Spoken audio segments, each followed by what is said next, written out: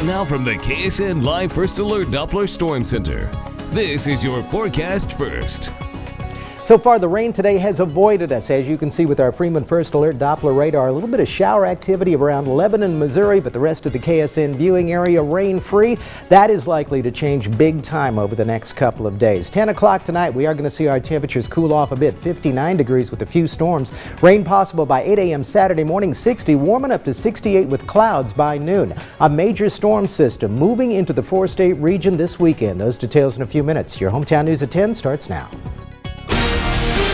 Live from the KSN studios, this is your Hometown News at 10. The Baxter Springs police chief he speaks out after the city's mayor tries to replace him. Good evening, I'm Tom Yazwinski. And I'm Tony Valliere. Police Chief David Edmondson has served for 13 years at the Baxter Springs Police Department.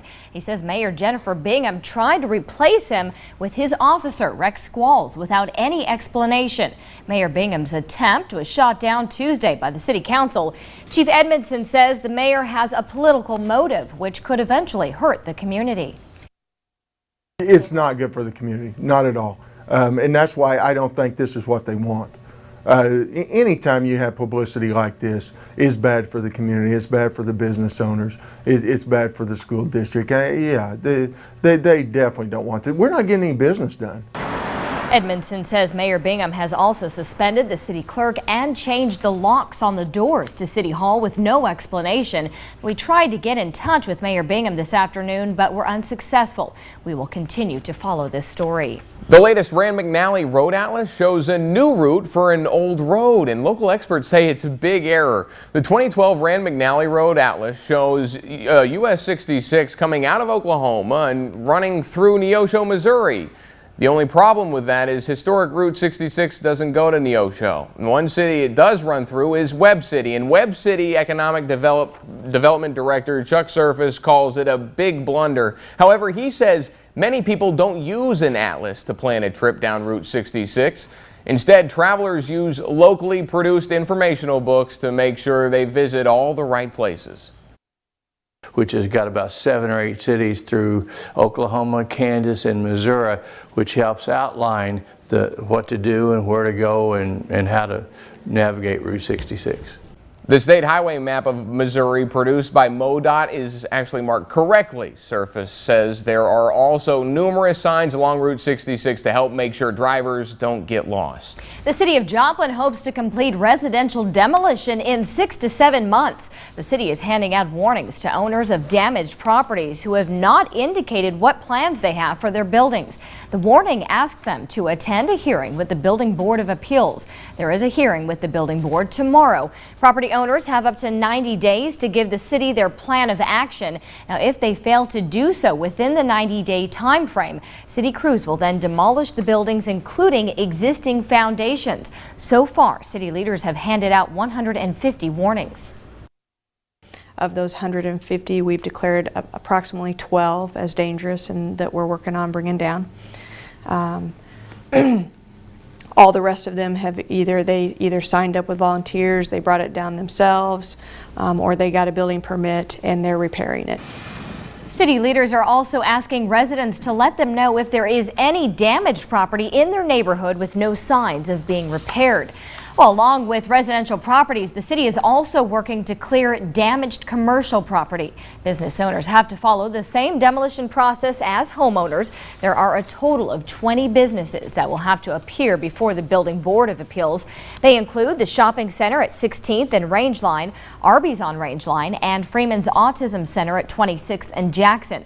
Both the shopping center and Arby's will be demolished and have no plans to rebuild. Taco Bell on South Main Street will be demolished by the owner, who has told the city he will not rebuild.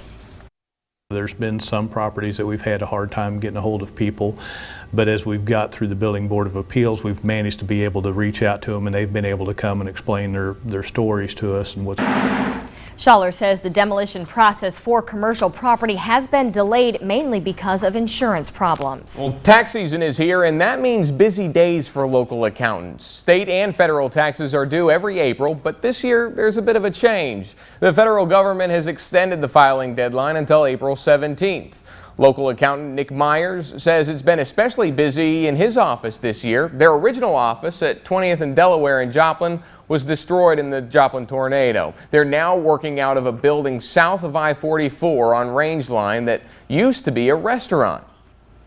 Our biggest challenge has been lighting, really. It's lit for a relaxed restaurant environment rather than a hard-charging CPA office.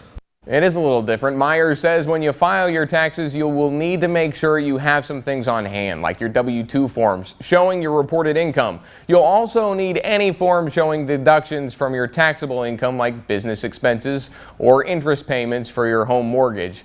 If you plan to have your return direct deposited, you'll need your banking information as well. And as long as you have your return postmarked by April 17th, you won't face any penalties for being late.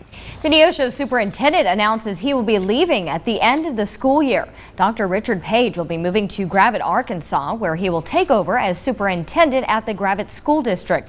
The school board will meet on Monday to discuss their plans on hiring someone new. Page has been in Neosho for the past 12 years. He started as assistant superintendent before being promoted to superintendent in 2005. Page is originally from Arkansas and says it has been a goal of his to get back home. Point in my career at a place in the Neosho School District, as far as where we are and what we've accomplished here, is kind of gives us a point of making this transition good for us and a good time maybe as far as having met the goals of what we started out to meet. Well, Dr. Page says he is very proud of the current student achievement levels in Neosho, which have been his primary focus. His last day in Neosho will be June 30th. And speaking of Neosho schools, students there have raised $35,000 to make improvements to their schools. Pre-kindergarten through 7th graders spent 2 weeks selling discount cards representing 15 local businesses. The money will help purchase digital marquees for each of the Neosho schools, except for Washington Carver, which already has one. Carver's share of that money will go towards a new outdoor classroom. Best Buy donated 2 iPads, which organizers say gave the students a little bit of an incentive. One to the top seller of the district, pre-K through 7th. Whoever sold the most cards won the iPad. And then, kind of a play on words, I2. If you sold 12 cards, then your name got put into a drawing. Those discount cards were sold for $10 a piece and are worth a $75 value. They are still available for purchase at the Neosho Administration Building. Very good value there. All right, turning to Gary now. Gary, we had a bit of a light show last night. I think the storm's bark was worse than the bite, though. What do you say? That's very true, and let's hope it stays that way, because we've got some situations out there where the barking may be less impressive than the biting, and that's coming up in the next couple of days. We'll talk to you about our severe weather situation brewing for Sunday, all those details, and when it's going to finally look so much better. I'll tell you about that in a couple of moments when your Hometown News at 10 returns. First, though, look at our almanac on this. Are you ready for it? Friday, the 13th of April.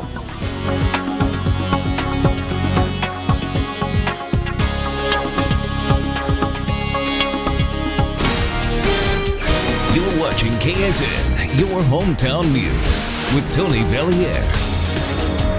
Weather with meteorologist Gary Bandy.